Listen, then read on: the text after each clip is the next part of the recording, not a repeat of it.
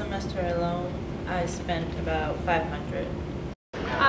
Probably a little over $400. Say probably around 400. Yeah, a lot, too much. Especially if you're an English major. 500 close to $600 probably. Still majors. Books are like $200 a piece. Around $300. I think I paid around 600 for books. So, I mean, yeah, I paid a lot. I'm sure there's people who paid a lot more than that, but. Business is booming in the textbook industry. Course materials make up about $5.5 billion in sales for U.S. college stores. The average student paid $662 for course materials in 2012. Open source textbooks have recently emerged as a new, free option. The problem is, students and faculty don't know about them. And have you ever heard of open source textbooks? No. No, I have not. No. No. No, I have not heard of open source textbooks. And have you ever heard of open source textbooks? Yeah. Basically. What do you know about them? Pretty much it's like kind of like almost a Wikipedia page. Like people can go and edit pages. It's about topics about class or whatever. Almost like an online book that people can edit. It's like almost like basically Wikipedia page kind of sort of. Have you ever used one? No, I haven't. I never like know where to go. I heard about it, people talk about it, but never really used it before. So what are they? Open source texts draw from free information on the internet, usually through Creative Commons licensing. Many sites like Boundless and Flat World Knowledge provide free or low-cost educational materials in general subject areas. Some professors have even created open textbooks of their own. I started in 2010 in the fall when I was teaching an Intro to Psych class, and I was inspired by the idea that all of this information is already out there. It's on the web, it's free, it's available, and so it didn't seem right to me to ask for students to pay for information that they already really own, that we all own. But some disagree with Robert's thinking.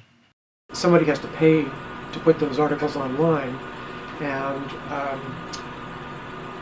it may mean maintaining the same editorial staff that they have now in order to put the journal out in print.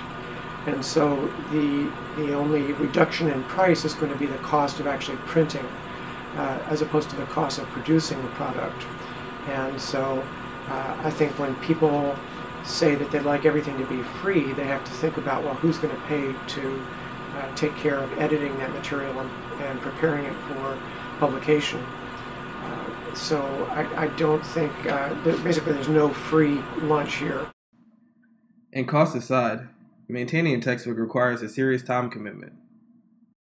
It's basically like writing a textbook. It's not as big as, a real textbook where you have to go through the iterations and all that stuff.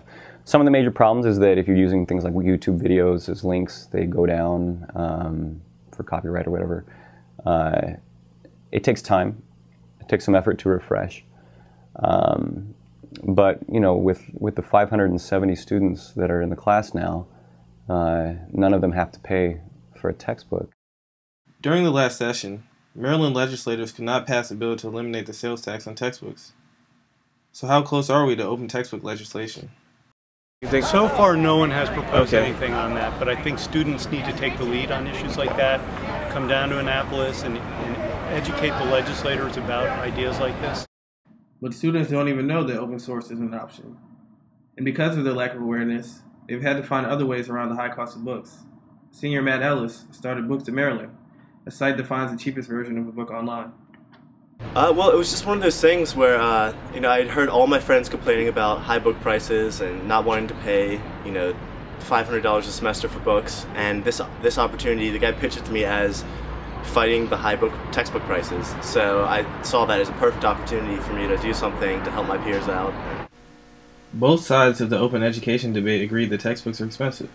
So what's the solution? Many say the best option is a mixture of open content and paid content. We see it as a possibility for more blended content, so that you'd have some content that's available for free or under an open license, and other content maybe commercial or commercial at a price.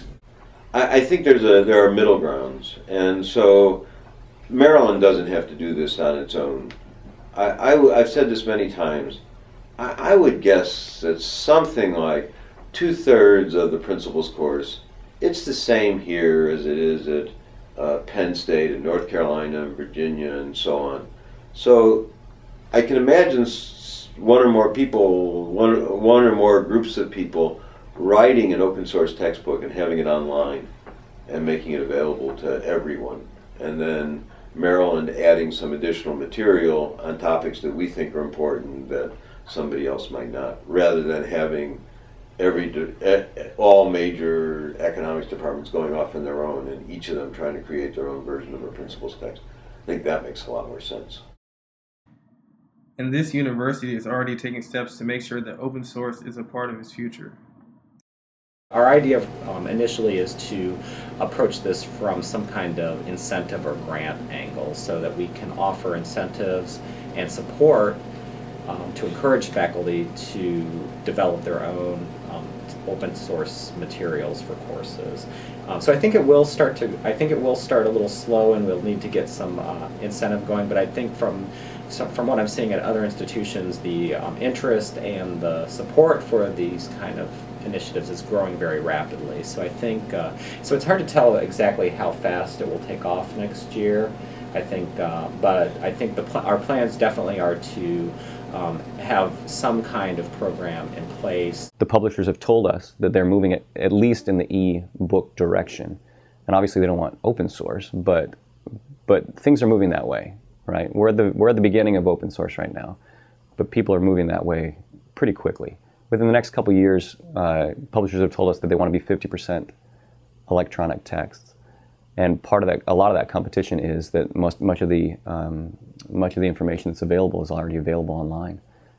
And so it's a matter of just putting the stuff together.